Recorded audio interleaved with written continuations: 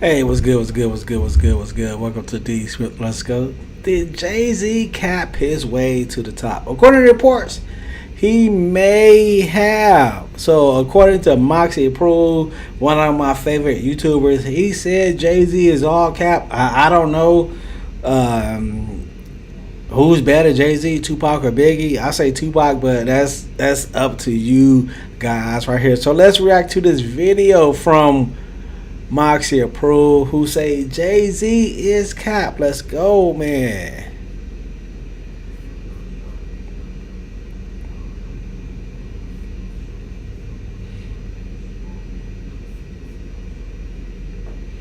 When one uses swindling tactics and schemes to catapult himself at the expense of others. Yeah, nigga, with lip gloss and Chinese slippers on. All at the direction of a book. I know everyone's tricks just by reading that dumb book.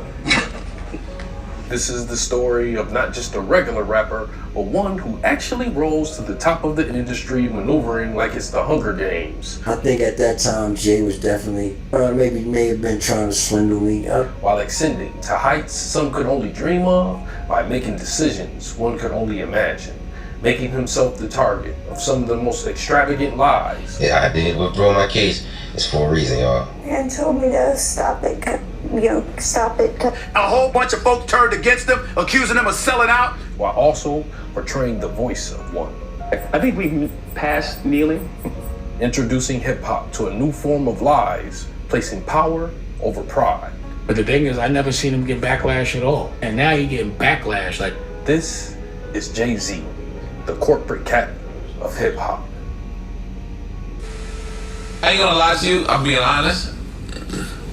Getting a Jay-Z call is not all cracked up to be. Born in Brooklyn, Marcy Projects, Sean Carter arrived to a gritty area of New York where hip-hop had gained momentum and was entering one of the greatest eras of hip-hop, the mixtape era. Connecting with a mentor stationed in the same neighborhood as Sean, he will begin to learn the ins and outs of the industry from Jaz-O, a man many would try to say Sean patterned his early brand after.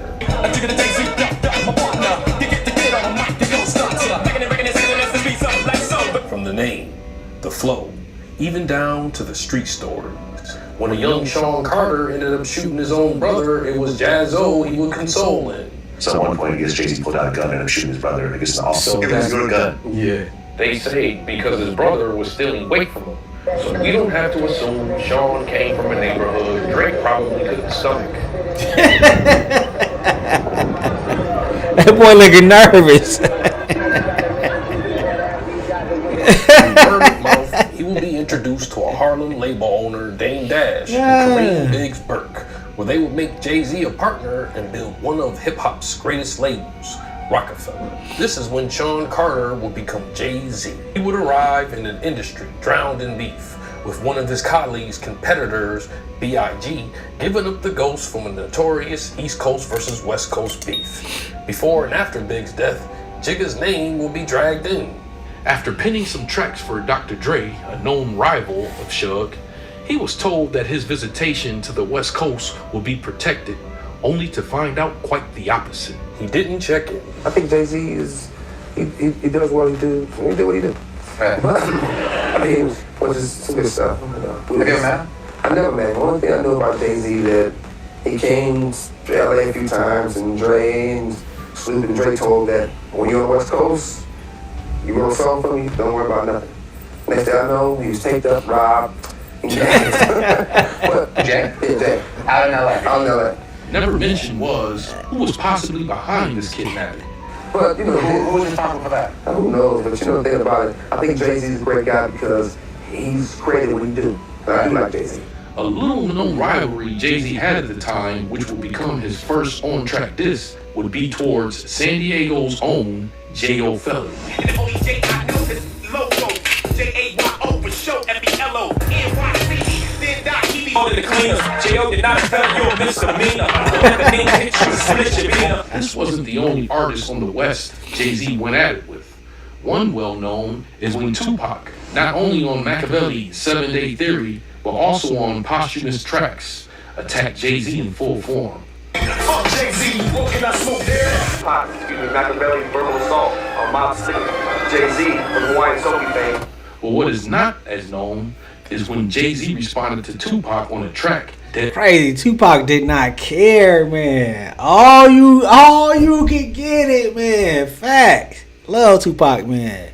were alive. See a nigga this ain't nothing new. Understand what is how retaliate. Wish the blind spot and for me. Holler shit from 89. Hawaiian Soapy. Or another unreleased track he even once performed during an Apollo appearance with DJ Clark Kent, who basically said Tupac wouldn't have recovered from this track. They did a record going at Pac, but right as it was about to come out, son died. We performed it though. Yeah, where'd you perform it? We performed it once, and you have to understand, like, the chip on Jay's shoulder is so crazy that it's just like he had to perform it. We was at the Apollo. Wow. He was at the Apollo and he performed it, and it was scathing. Like, crowds was like, oh, if he was alive, Cap. there would have been no coming back. Cap. Like, Cap. nothing. Cap. Like going into like super Tupac way greater than Jay-Z. Cap. Till this day, the kidnapping has never been confirmed outside of Suge Knight's comments. Whether or not this was Cap wouldn't have had any effect on Jay-Z, who was determined to have his name at the top. His shot at this was equipped with fast-paced, jazz-o type flow, laced with top-tier street tale that only Tony Montana could contest. Tales that later on people will call cap on. I mean, y'all know Jay-Z. And my street sense says, if Jay-Z's selling dope, they're whooping his every day and taking his cocaine. Some would say he was just playing to people's fantasies. Nevertheless, he would begin to challenge any name mentioned as top tier in New York City with a tactic he would become known for, subliminals, mastered by his colleague Biggie Smalls, who made a habit of using the method to frustrate opponents. Dangerous, you're not, I get down. Put your body round and round, upside down.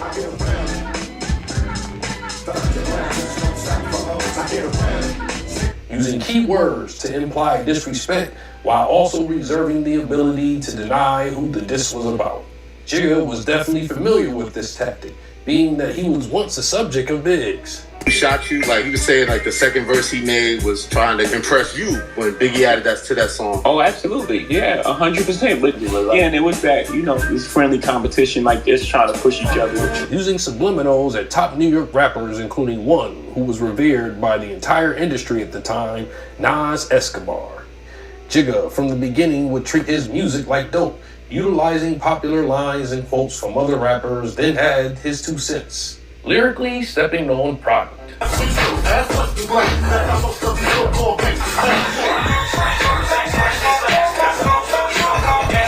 He had reached out to the Queen's MC for a collab. This after Jay-Z had used the artist's voice as a sample twice already.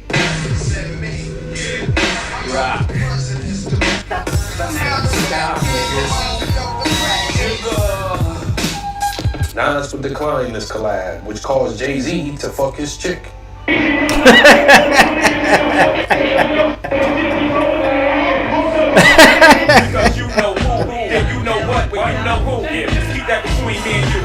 All this while issuing out subs to not just Nas, but Prodigy of Mobb Deep, Mace, and even Big Pun, breaking the underground street level of rap, transitioning to mainstream, where he would use New York's famous Summer Jam as a platform to wage war on 2 in particular.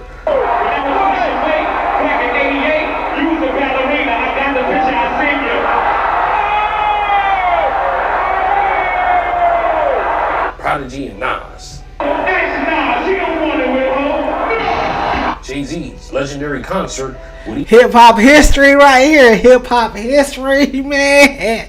OMG, man. You gotta love it. If you was there, you was there. If you know, you know. Crazy, man. Even include an appearance for Michael Jackson.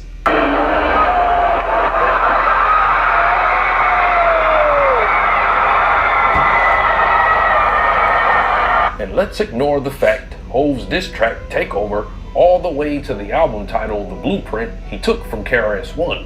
One, you put out a record, and then Jay-Z puts out one. That's honor. That's respect. Because you call yourself the teacher. Right.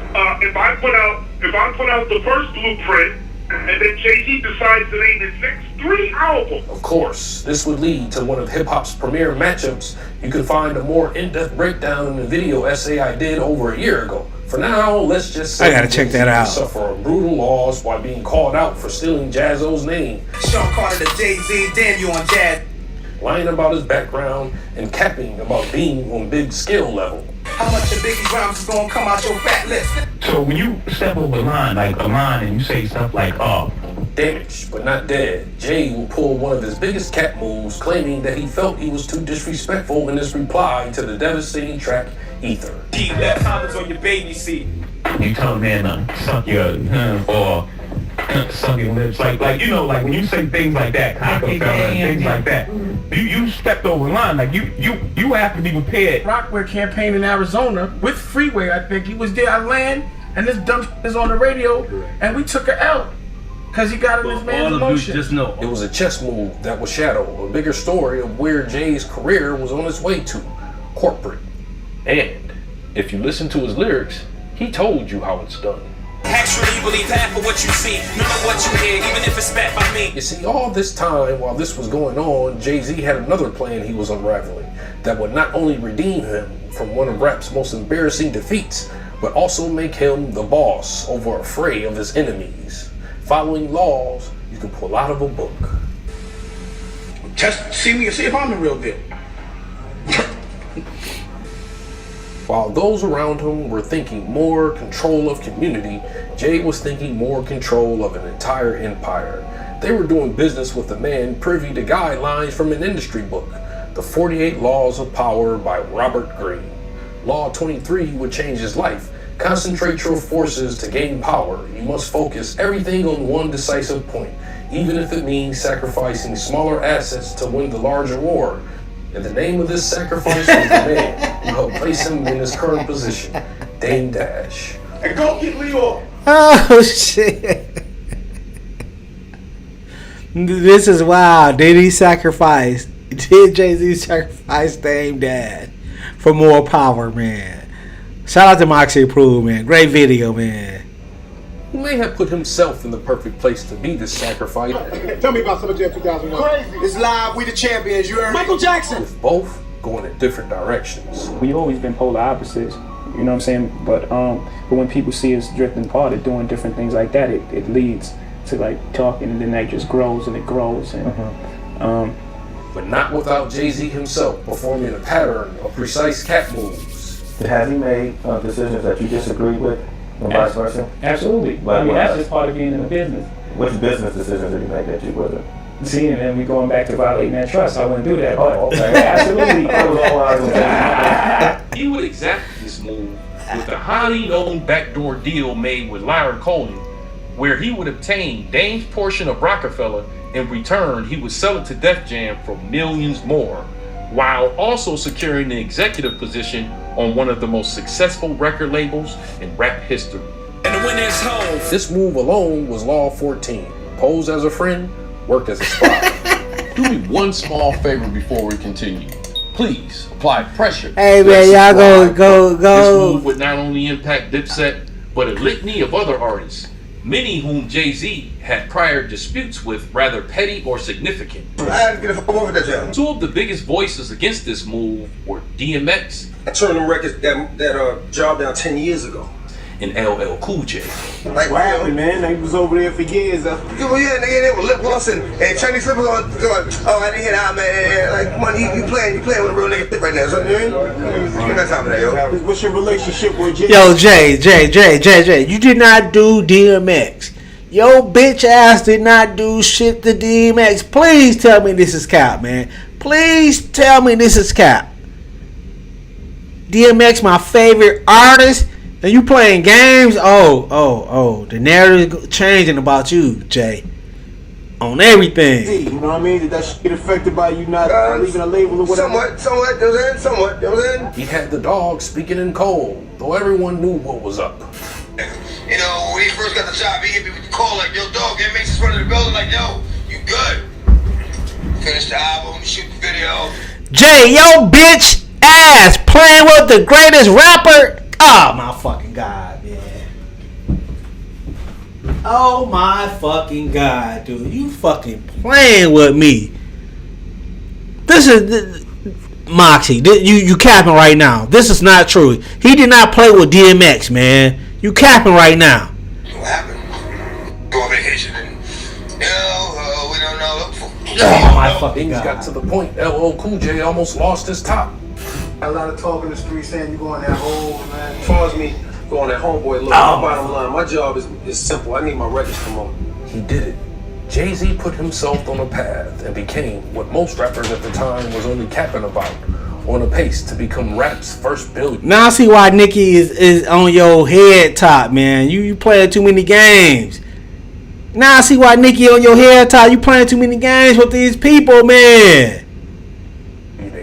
Something even big once rapped about. That's my pilot, stay as my lair, yes my dear, shit's official. This is when Jay-Z would slowly transition back to Sean Carter and take on a new form of cap that was corporate, using law number 7 from the 48 laws of power that state, let others do the work and you take the credit. He built himself with the help of legends, that being Big, Jaz-O, Nas, and even Dame, then made himself the final boss. And then you pop up on the label with them. I'm not even gonna ask a pointed question, just whatever you feel like saying about that situation, how it came about, how you feel about it. And what happened was it scared a lot of rappers. That's why you see a lot of them throwing, it scared them because they thought like, if these two get together and they really write rhymes, but it's not like that. We're not trying to stop nobody's money. We're just trying to show an example. Being Nas's boss when he was signed to Def Jam, then having a Jay-Z release conflict with his the rest of his career.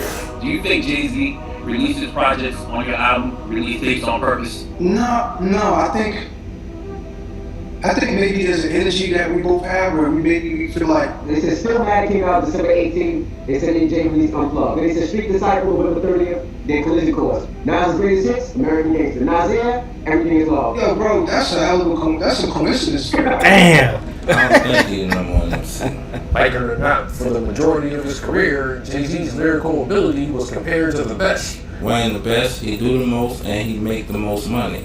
Yeah. I don't think no nigga in the business make more money than us. But one thing that you couldn't call cap on was money. Being lyrical is just a matter of opinion. It's who you like. So, that's his opinion. As far as money, I mean, that's a little more factual. Other artists would call foul, yelling Jay-Z was cutting corners. Cam, a now disgruntled former employee. Police are still looking for the suspect. Cameron says the hijacker definitely was after him, but he said proudly tonight he got nothing. Cam was not silent about tactics being used by Hov. He would move this battle to the booth and release one of the lesser known but devastating disses against Jay-Z. It was these songs where he would detail all of Jay-Z's swindling moves, from upscaling his bars using others. I don't think he wrote nothing, ever. You like Mark McGuire on steroids, man. You hit a whole bunch of home runs and you on steroids. You don't write shit. I'm a fighter. To the system, hey, I'm telling you when I fuck about this, that's what these hoes yelling. I'm a pimp by blood. When you in the system, ain't no telling when the fuck will I diss them. That's what they be yelling, I'm a pimp by blood. To his wicked ways of business. First, old black fella from Dane. Second, you stole Kanye from Dane. Third, I don't know, you tell me. But it sounded like Cam was snitching. I seen a nigga throw that diamond up before them shots was fired. With the whole Rockefeller thing, when he was like, yo, I seen that rock sign go up when the shots went off. Like, that kind of like, I was like, oh, like, that was weird. When I play Rico, niggas say you snitch. They confuse it. And movies were real life. But Jay-Z would use the situation to send a message. But like I said, no, I doesn't want a response from it. I mean, now though, I just like to leave that possibility out there. Only time you went black, my chain was on the neck, that's an actual fact. I just like to leave that possibility out there. So I'm praying that it spills outside of the booth. That's when y'all niggas outside of your truth. Niggas throwing rock signs outside of your coop. Even his subliminals would hit harder. He would run a victory lap maybe never seen in rap. Having Nas signed to a label he ran. Cam ran off of major labels on to independent. a long list of others waiting on a response from Hov. Up until 50 came, he may have been the most sought after beef-wise, but then again, 50 was competing with him as well. I'm about $1 for fucking 50 cents. One of the thirstiest would be The Game, the Bapper bombed. You used to say you don't take shots at legends. Man, that was the young me, but I was dumb then. You know what I'm saying? I've wisened up. Now I'm smart. Now the thing to do is take shots at legends. You playing the bang, I'm playing the bang too. You playing the games, I'm seeing the thing through. You saying my name and entertain your crew. I ain't playing no games, shit exchange through. You playing the game, you know you ain't gonna win. Quit playing childish games with grown men. I don't give a fuck about cars and chrome rims. I got a pop nigga to put you home. Oh snap, man. Jay-Z was snapping right there. Can I live? Roll this way out the hood, and I pray that I stay out for good. But any day you know him, nigga could try to play like he should. Then I gotta play like Dutch, shoot you past the Dutchie, I blast you, trust me. Jay-Z would call it how it was to him. The game. I like the game. The game is changing all the time, and you know I've been dominating the game forever. Okay, I respect that. Let's go into the game. The artist. Oh. You mentioned his name on the freestyle in the concert. Well, okay, now tell me exactly. Hey, I don't know what to believe, man. Jay-Z Cap or he one of the best MCs. I'm confused right now. Help me out, man. Help me out.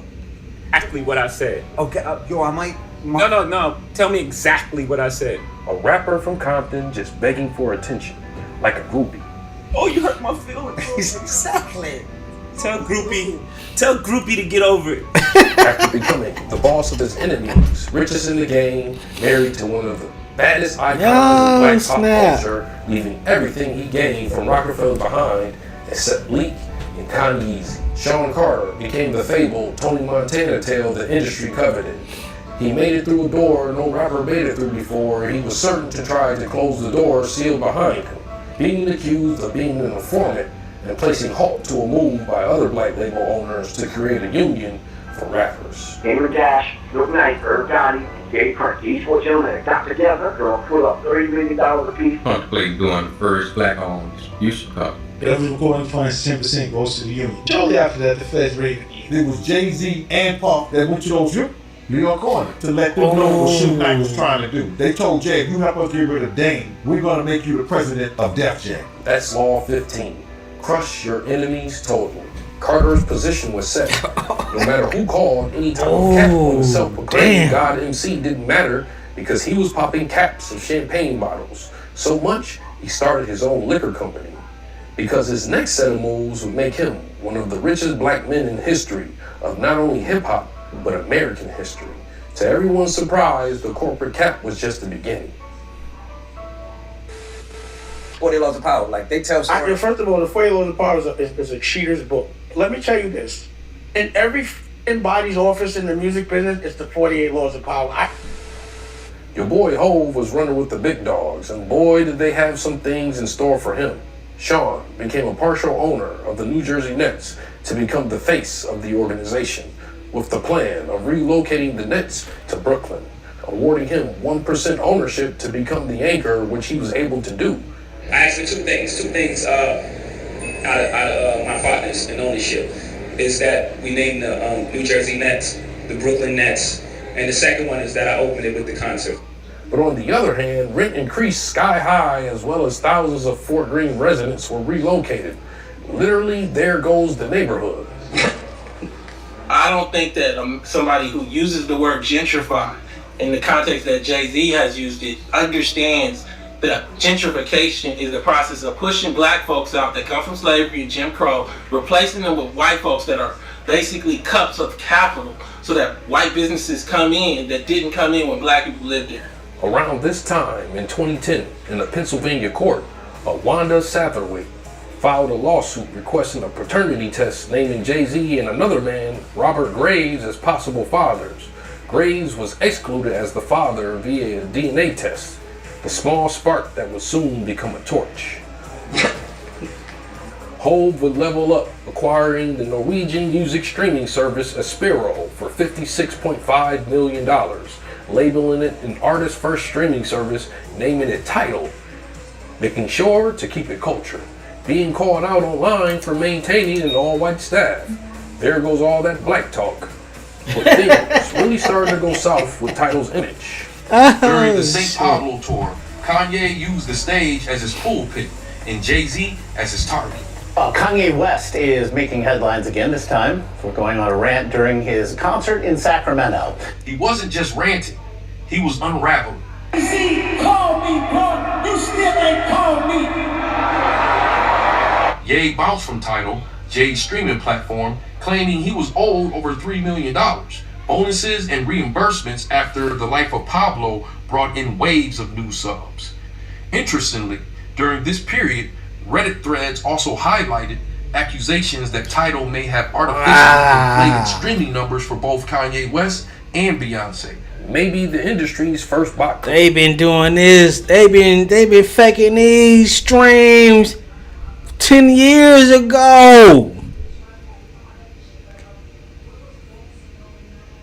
They've been faking these streams. No wonder you think Beyonce is bigger than she is. No wonder Taylor Swift. No wonder this bitch ass nigga right here. You think oh my God, they've been botting 10 years ago. This is wild, man. Ironically enough, Jay will become the sacrifice similar to Dame. When he launched Douce in 2012, he placed his heart and soul in the cognac. Years after convincing the industry not to drink Cristal's racist liquor, he now would manufacture his own with Bacardi. Years later, Jay-Z and Bacardi would end up in one of those billionaire beefs where nobody disses on wax. They argue through attorneys. Jay claimed Bacardi was lowballing the value of Douce, basically saying the company was trying to finesse the God MC on his own creation. Bacardi fired back with corporate math and boardroom confidence. And after months of back and forth, the mutual agreement came down. Translation, Bacardi walked away with majority control of a company Sean personally built. For the average person, $750 million is nothing to laugh at. But for billionaires, it would be a loss, with Bacardi netting $1.7 billion for a product they didn't even start. Also in 2014, the woman, Wanda Sathawaite's son, Ramir, got older, and people began to compare his looks to that of a young Sean Carter. Ramir filed a paternity case claiming Jay-Z used fraudulent information to avoid taking a DNA test. What makes this a big deal is the woman's age at the time of claimed encounter, and yet none of the stories would overtake Hov's biggest corporate story yet. It's a level of success where it's a door. There's a door that you could walk in. Through the years, Jay-Z would turn Rockefeller, now rebranded as Roc Nation, into a corporate entertainment powerhouse, moving into professional sports representation, representing athletes such as LaMelo Ball, Gabe Davis, and Saquon Barkley. He was at a point where he began to move like Stringer Bell from The Wire, but the results would be quite different. Well, get on with it, motherfucker. At the time, the league was in a PR nightmare. With Colin Kaepernick, who refused to stand for the national anthem and protested nationwide police brutality. If you watch The Wire, Stringer Bell, you know. If you watch the series, you know what Moxy is talking about. If you don't, go watch The Wire. All the episodes from beginning to end. Great show. But there was an article today, it's reported, that NFL owners don't want to pick him up because they don't want to get a nasty tweet from Donald Trump. Do you believe that? Colin's stance on police brutality would not only gain traction among other players in the league, but also among some celebrities, one including Jay-Z, Sean Carter, who went on Saturday Night Live wearing a Kaepernick jersey in a bold message toward the NFL. I said no to the Super Bowl. You need me, I don't need you. I think if the team decides that Colin Kaepernick or any other player can help their team win, that's what they'll do. They want to win. They make those decisions individually in the best interest of their He was blackballed. Colin Kaepernick was blackballed by the NFL. I'm going to stand on that. In a move to fix this situation, the NFL sought to change the league image in an effort to calm the nerves of a sport made up of mostly black players. The Super Bowl became an immediate target. We spent a great deal of time, not only with our international committee, but internally with our staff, just in the last few weeks, talking about some very exciting ideas, not just around a regular season game, but using media and using partnerships to expand our game. I believe that's moving very quickly. The league contacted So Def founder Jermaine Dupri to possibly oversee the NFL's halftime shows. Jay-Z already positioned himself as a fierce opponent of the league. This would have a huge influence on Jermaine Dupri, who ended up turning down the job in a move of solidarity with his longtime friend Jay-Z, who of course was on all three, concealing his intentions. Suddenly, Sean Carter was the director of entertainment for the NFL. Jay-Z's entertainment company, Roc Nation. Oh, so you telling me we could have had Jermaine Dupri in charge of the NFL halftime show, but yet we got Jay-Z, man. Oh my God, man. You can't make these stories up. You can't make these stories up. Inking a new deal to make the rap superstar the league's live music entertainment strategist. But wait, there's more. Jermaine would be just a pawn in the situation. The real knight that needed to be removed would be Colin. Jay-Z would immediately begin his next tactic to turn Colin into the antagonist. Yeah, so he's currently doing action items. Right? That's his version of action item. This is our version of the action item. We all do different things and we all work differently for the same results. I don't knock what he's doing, and hopefully he doesn't knock what I'm doing. The only move that would justify their actions against the Super Bowl QB would be to make him look irresponsible. Jigga was on it. At this event, he would utter the words that will be forever remembered in corporate politics. I think we've passed kneeling. I think it's time to go into actionable items. Kneeling, I know we're stuck on it because it's a real thing, but it's a form of protest. I support protests across the board. We need to bring light to the issue. I think everyone knows what the issue is. You know what the issue is? You know why we were kneeling? The entire event was top-tier level gaslighting and a classic example of fence-sitting displayed by Jay-Z, the one who claimed to be solely responsible for gaining Kaepernick the tryout he had asked for, a tryout destined to be filled with issues. Jay-Z had been known in the industry for attempting to hand out horrible deals. I think at that time Jay was definitely, may have been trying to swindle me. Yeah. They would talk to me after on the side, like after every joke, you're like, and that man offered me 175.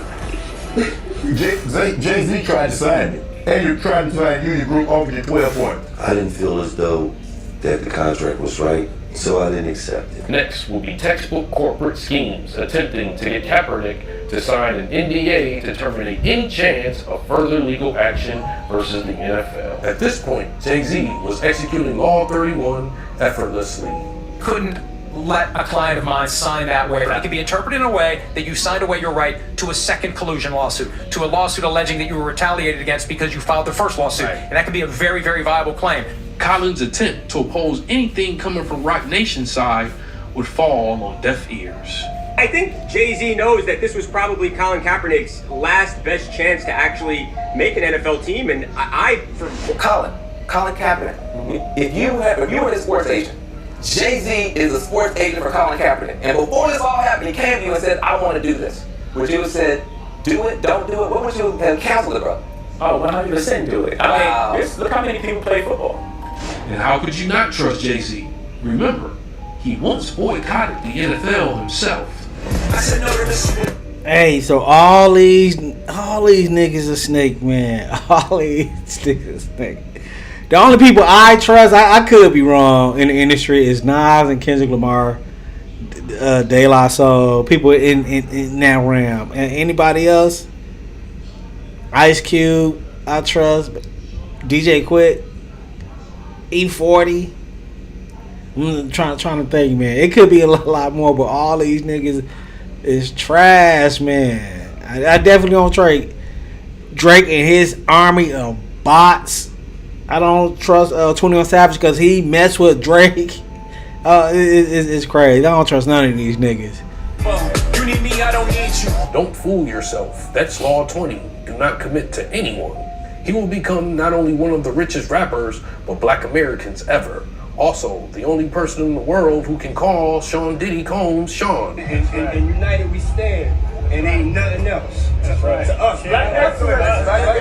us, Sean Combs will go through one of the... That's crazy, man. Oh my fucking God. Shout out to Moxy Proof. Great video. Go sub to his channel, man. The worst nightmares a black wealthy mogul could go through. Igniting a whirlwind that would get Jigga's name caught up too. But that wouldn't even be the biggest hurdle he had to jump. In 2024, Sean will be charged and imprisoned for sex trafficking, which would trigger endless pages of civil suits from former associates and employees. But there will be one case that rocked the Carter's world, temporarily questioning if an undisputed all-time run was finally coming to an end. You should never let what somebody else did run your life. Not from business, not from beef, but an accusation from decades in the past. She asked us not to reveal her identity. A woman stepped forward repeating So accusations. this was it came out that this lady was lying her ass off. It never happened, but the allegations, right? The allegations, the news media running with this, it like literally destroyed P Diddy, man. Crazy. No, Jay-Z. It destroyed Jay-Z. And if Kane would be out false, it's kind of because she also blamed P Diddy also, man. This is crazy. All cap. 2023 civil filing claiming Jay-Z as well as Diddy assaulted her back in the 90s. She spoke of a story of though being a teen, she was ushered in a 3-hour drive from upstate New York to an industry party. It's like feeling like you live your life in a shatterproof juggle ball. She swore it happened in front of Diddy. She even allegedly threw J-Lo in there. She comes in and Represented by the top cat lawyer known as Tony Busby. and told me to stop it, stop it. Jay-Z's legal team responded instantly, calling the entire filing fiction, malicious, and part of a pattern designed to extort a wealthy public figure. The suit didn't lead to criminal charges. There was no arrest, no police investigation, nothing validated in the court of law. The straw that broke the camel's back was a recording that made it sound like the accuser was told to cap. TMZ reporting that an affidavit filed yesterday allegedly reveals that the Jay-Z accuser told a private investigator that she fabricated the story under pressure from her lawyer. This would lead to the case getting flat out dismissed, with the corporate cat surviving to see another scandal. Turning now to the dismissed civil suit against Jay-Z and Sean Diddy Combs. Speaking of paperwork, after being rejected by multiple courts, in 2025, Ramirez Satterthwaite filed a new federal paternity lawsuit against Jay-Z, repeating the prior allegations and demanding a DNA test. The final nail in the coffin would come when a judge in California dismissed with prejudice, meaning the specific lawsuit cannot be refiled against Jay-Z, effectively ending the decade-long claim of being a deadbeat dad. I want to let y'all know that I have not stopped my fight. I did withdraw my case. It's for a reason, y'all. It's not because I'm stopping with it or not going to refile it or anything like that. It's just a lot going on behind closed doors. It would seem to be the passing of a level 5 hurricane storm where somehow Hov would survive some dark days of cap. He wouldn't waste any time, possibly sprinkling a bit of his own. And ain't nobody stand on that stage with me. I ain't gonna lie. Stating no one on the planet will be able to stand on stage with him in a versus match. Respect everyone's amazing and done what they done. Oh, he said that? No one can stand on that stage. Oh, it's crazy because so you see Alicia Keys, genius. You see Rob Markman on there. Shout out to that brother right there. Oh wow.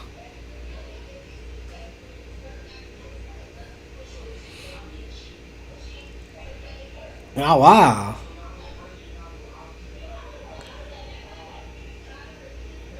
Can somebody beat Jay-Z in a versus, man? Just telling you guys the real. It's not a shot. There's not a chance in hell that anyone can stand on that stage with me for I don't know how long it is, 2 hours, 1 hour, 2 hours. Right. Whether you agree or not, Sean Carter will introduce the highest level of corporate cap the industry has seen thus far. He built who he was on top of what others built, becoming the human form of the 48 law of power, which is becoming formless. Everyone has a cap story, and this is Jay-Z's corporate cap of hip-hop. Hey man, shout out to Moxy Pro. Great video, man. Some of the stuff I did not know. I'm learning a lot from this. Man, welcome to the session. Let me know what you think. Like, comment, subscribe. Do you believe this, man? I'm out of here.